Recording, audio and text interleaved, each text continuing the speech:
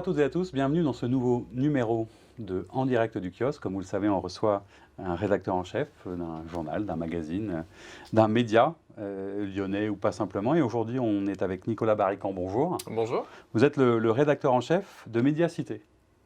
Oui, tout à fait, de l'édition lyonnaise de Médiacité. Exact, puisqu'il y a plusieurs éditions. Alors, on va partir un peu à la découverte du média et puis peut-être aussi découvrir comment vous travaillez, sur quoi vous travaillez. Est-ce que vous pouvez nous refaire l'historique un petit peu quand et comment est née Médiacité? Alors Médiacité fêtera très prochainement ses 4 ans en terre lyonnaise. Médiacité est un journal en ligne, c'est-à-dire exclusivement sur Internet, un journal indépendant. On y reviendra peut-être, mais ça signifie que c'est un journal qui qui est contrôlé par ses journalistes fondateurs et qui n'a aucune publicité, donc qui ne dépend pas du tout de l'argent d'annonceurs, mais exclusivement de ses lecteurs, de ses abonnés. Et enfin, c'est un journal d'investigation locale, c'est-à-dire qu'on s'intéresse à des sujets locaux et on s'y intéresse en profondeur. On révèle parfois des choses, on apprend toujours en tout cas des choses à nos lecteurs, et c'est la ligne éditoriale de Médiacité. Alors, vous évoquiez le fait que vous êtes le rédacteur en chef lyonnais, ça veut dire qu'il y a d'autres antennes, vous êtes implanté où et qui travaille en fait dans Médiacité aujourd'hui? Oui, tout à fait. Alors Médiacité, c'était effectivement un journal, j'allais dire, qui a un peu le cul entre deux chaises. C'est-à-dire que c'est à la fois un journal local, comme je vous le disais, on s'intéresse à des sujets locaux, mais c'est aussi un journal national, parce qu'on est, ou multilocal, parce qu'on est implanté aujourd'hui dans 4 métropoles, qui sont Lille, qui était la première ville ouverte Médiacité, Lyon ensuite, Toulouse et Nantes, et on a le projet au cours de l'année 2021 d'ouvrir une 5e ville. Donc il y a encore plusieurs noms dans la balance, donc je ne pourrais pas vous donner ici le nom, puisqu'il n'est pas encore... Pas encore arrêté totalement. Exactement, on n'est pas encore totalement arrêté. Mais on est sur ces 2 dimensions-là, donc ça permet à la fois d'être... Au plus près du terrain, puis après quelquefois de mais mutualiser, du coup vous faites un travail parfois en collectif, c'est ça? Exactement, et puis parfois de prendre du recul aussi, ou alors de mener des enquêtes transversales d'un point de vue géographique en fait, enfin d'aborder une même thématique Plusieurs endroits. sur plusieurs territoires. Pour prendre un exemple, il y a quelques temps, on avait fait une grande enquête sur l'usage des pesticides dans les 4 régions où Médiacité est implantée, et ça permettait de comparer, d'avoir des comparatifs très intéressants. Donc vous avez une newsletter pour vos abonnés, je crois qu'à Lyon ça sort le mercredi, c'est ça? Donc un rendez-vous régulier quand même avec vos lecteurs. Oui, ça c'est un point, si je oui, me permets de vous couper, bien sûr, au contraire. c'est un point qui nous distingue aussi d'autres médias en ligne, c'est-à-dire qu'on est sur une temporalité assez longue. On ne publie pas 15 articles par jour sur Médiacité. Au contraire, on publie moins, mais on veut publier mieux et plus en profondeur. Et à Lyon, on donne rendez-vous à nos lecteurs via l'envoi d'une newsletter tous les mercredis matins avec la publication de l'enquête principale de la semaine. Et puis, ça reprend tous les articles publiés les jours précédents. Alors vous êtes arrivé, vous êtes journaliste effectivement, vous venez de quel endroit? Vous étiez déjà, me semble-t-il, très concerné par tout ce qui se passait dans les territoires, parce que avant vous étiez à l'Express, c'est ça? Alors effectivement, avant l'ouverture de Médiacité, moi j'ai travaillé pendant 8 ans comme journaliste au service Région de l'Express, donc un service qui a disparu, et qui réalisait des suppléments locaux. Donc je travaillais déjà en fait sur une matière journalistique locale, et notamment à Lyon, les dernières années, enfin les 4 dernières années où je travaillais pour l'Express, je suivais régulièrement ce qui se passait à Lyon à travers des dossiers. J'avais couvert pour l'Express les municipales de 2014 par exemple, ici à Lyon. Donc voilà, il y avait déjà cette appétence que je partage avec les autres fondateurs de Médiacité, qui sont pour la plupart d'anciens collègues de l'Express en fait. Et donc la création de Médiacité, en fait, elle part d'un triple constat qui est que la presse nationale est beaucoup trop parisienne et en fait se désintéresse des sujets locaux, que la presse locale trop souvent n'accorde pas assez de moyens humains et financiers à des enquêtes, en fait, à de l'investigation.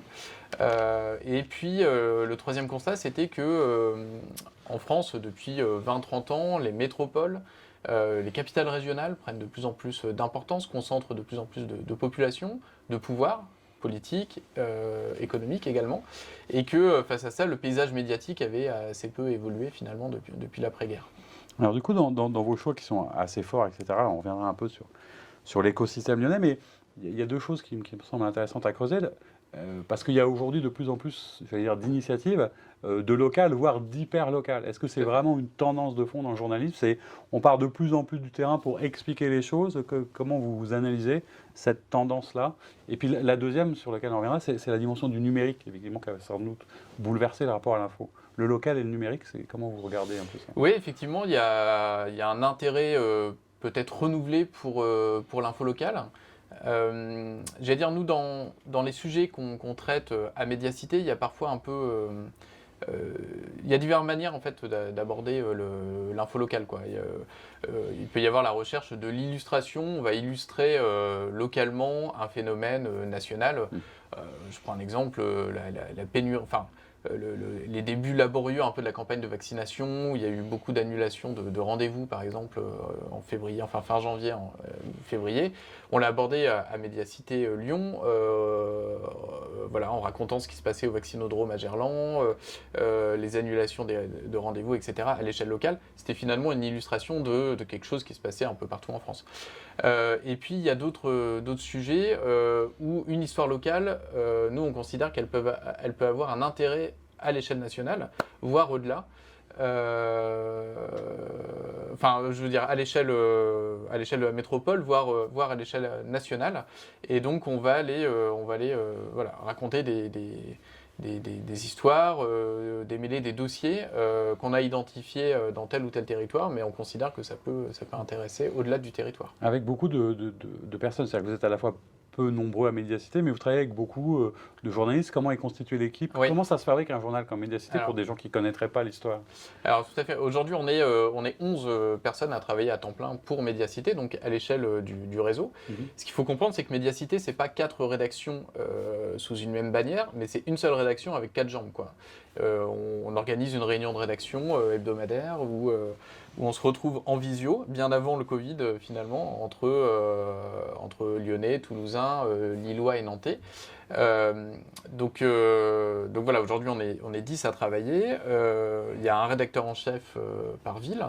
Et on travaille avec des journalistes. Donc, moi, j'ai un collègue, par exemple, qui est embauché à Médiacité, qui s'appelle Mathieu Péris. Donc, on est 2 journalistes, j'allais dire, en permanence pour l'édition lyonnaise. Puis, on travaille ensuite avec des journalistes indépendants, des pigistes, qui sont spécialistes de leur ville ou qui sont parfois spécialistes d'un domaine et qui peuvent travailler pour différentes éditions de Médiacité. Aujourd'hui, on publie un article d'une journaliste indépendante qui s'appelle Isabelle Georgeaille.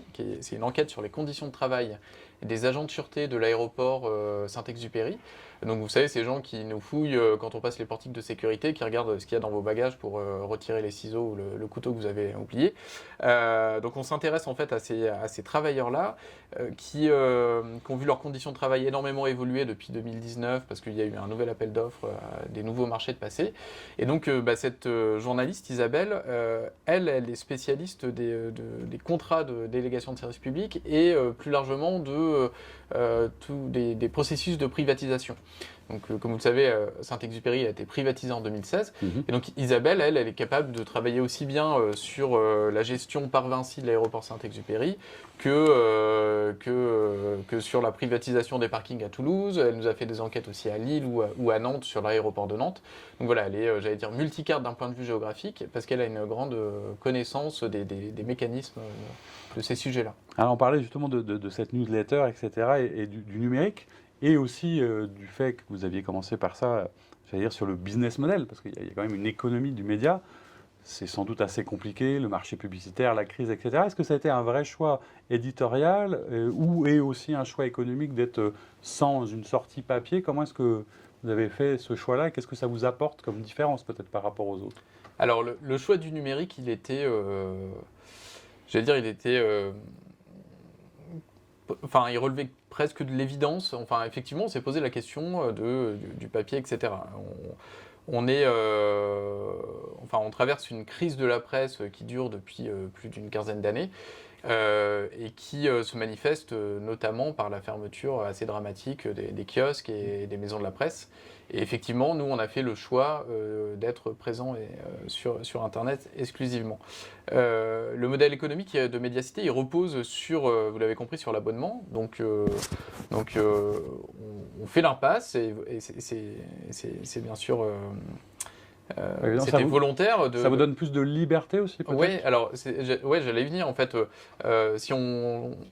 Nous, on vient enfin, les fondateurs de Mediacité viennent de la presse magazine, des news mag, dont l'âge d'or est passé. On travaillait pour la plupart à l'Express, et donc on a été confronté en fait à un média qui vit en grande partie, j'allais dire, l'Express c'était à peu près à 50%, sur de la vente d'espaces publicitaires.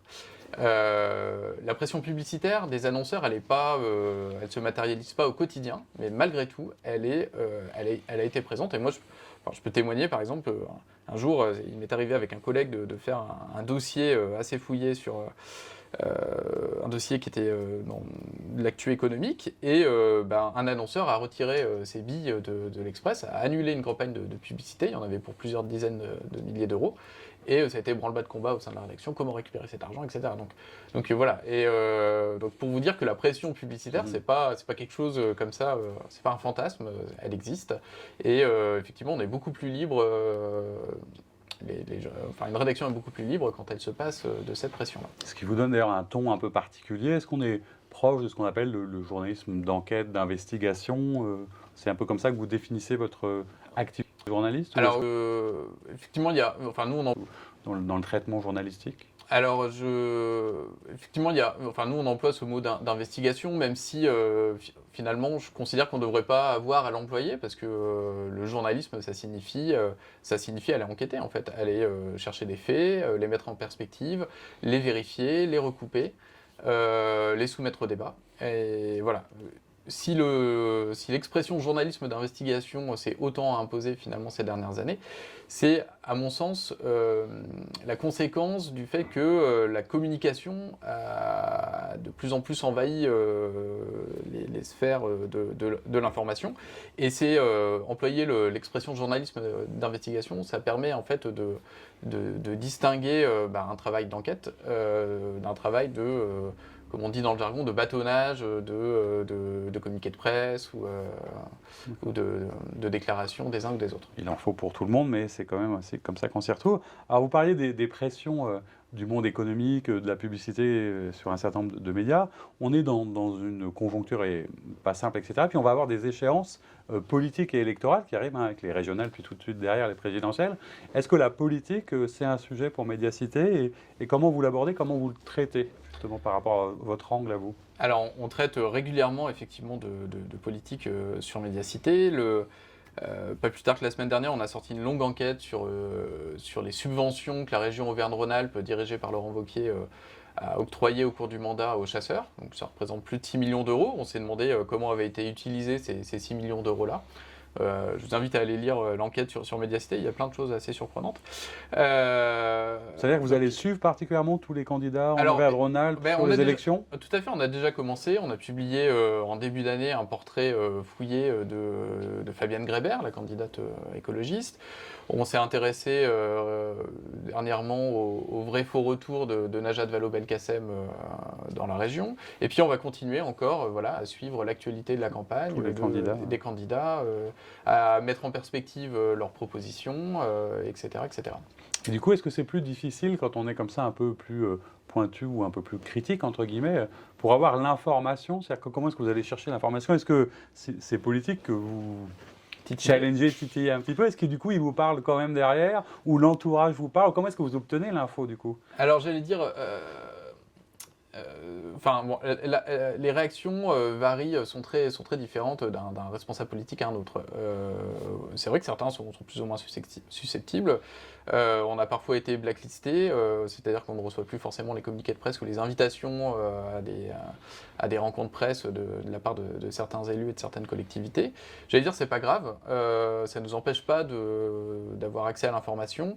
Et puis, j'allais dire, même au contraire, parfois quand on est blacklisté officiellement par une institution ou par un élu, vous savez très bien qu'une collectivité, c'est un ensemble fait d'hommes et de femmes qui peuvent tout à fait...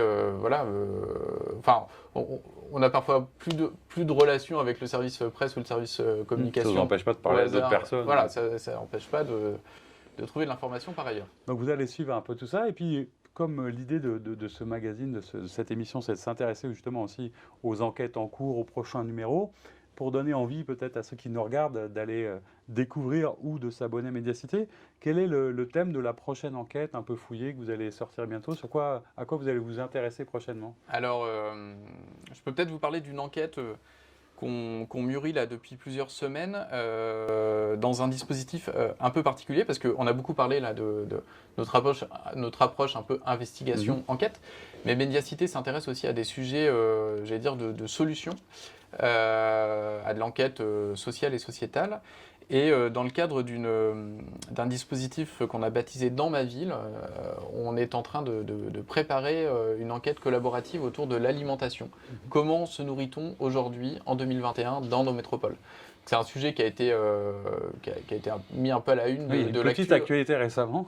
Oui, alors vous pensez à quoi? Sur les cantines sur les scolaires à cantines Lyon? scolaires. Donc on va dépasser Voilà, on va la plus loin de polémique. ça, quoi. Voilà, c'est ça.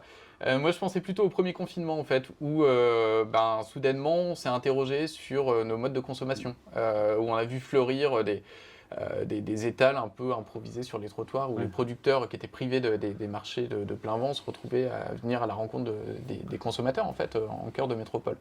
Donc voilà. Alors, je disais, cette enquête est un peu particulière parce que là, on implique le lecteur, non pas à la fin, une fois que tout a été écrit, mais dès le début, avant même de prendre le stylo. C'est-à-dire qu'on a demandé à nos abonnés déjà de choisir parmi 3 thèmes lequel des thèmes ils souhaitaient que les journalistes de Médiacité abordent. Donc on avait proposé la santé, les déserts médicaux en zone urbaine, la beauté des villes, enfin c'est-à-dire de l'espace public, donc notamment l'affichage publicitaire, etc. Et puis donc l'alimentation. Donc c'est celui-ci qui a été retenu. Ça c'était la première étape. La deuxième étape, ça a été de demander à nos abonnés s'ils avaient une expertise sur le sujet et puis sur quels aspects ils souhaitaient que les journalistes de Médiacité enquêtent. Donc on a reçu 250 contributions, parfois assez longues, enfin voilà, très détaillées, en disant il se passe ça dans mon quartier, venez vous intéresser à ce phénomène, il y a de plus en plus de commerces de tel type qui ouvrent, etc. Donc ça nous a donné tout un tas de pistes en fait à explorer. Et puis troisième étape, avant de nous lancer dans notre travail journalistique, c'est qu'on a constitué un comité d'experts, entre guillemets, on les a appelés les experts, une vingtaine de personnes qui de près ou de loin sont impliqués sur cette thématique de l'alimentation. Donc on a à la fois des restaurateurs, des producteurs, des agronomes, des sociologues qui travaillent sur nos modes de consommation, etc. On les a déjà réunis une fois pour passer un peu en revue tout un tas de sujets pressentis. Et ils sont un petit peu là comme une sorte de comité de rédaction, enfin de groupe qui aiguille le travail de la rédaction de Médiacité. Et ça, c'est assez novateur dans la manière de construire l'information que d'impliquer comme ça en amont du travail journalistique des lecteurs et des spécialistes. Sur un sujet qui est un sujet d'avenir qui nous concerne tous. Exactement. Et ça donnera lieu à la publication d'une série d'enquêtes à partir du mois de mai sur Médiacité. Qu'on suivra avec intérêt. Et donc, pour finir, vous l'évoquiez au tout début de cet entretien, vous allez avoir 4 ans en fait, oui. Le 10 mai. Qu'est-ce qu'on vous souhaite ou qu'est-ce qu'il y a de prévu? Qu'est-ce qu'on peut espérer pour Médiacité dans les années à venir? Alors, qu'est-ce qu'on peut espérer? Toujours plus d'enquêtes, toujours plus de bon journalisme qui prennent le temps d'approfondir les sujets, de donner à réfléchir aussi à ses lecteurs. Des abonnés. Et des abonnés, bien sûr, toujours plus de lecteurs. La tendance est bonne et encourageante, donc on est là et on continue. Eh bien, écoutez, on espère que ça va continuer. On était ravis en tout cas de vous rencontrer. Nicolas Barrican, merci beaucoup d'être venu. Merci pour votre invitation. Et puis quant à vous, je vous dis à très bientôt pour un nouveau numéro. Au revoir.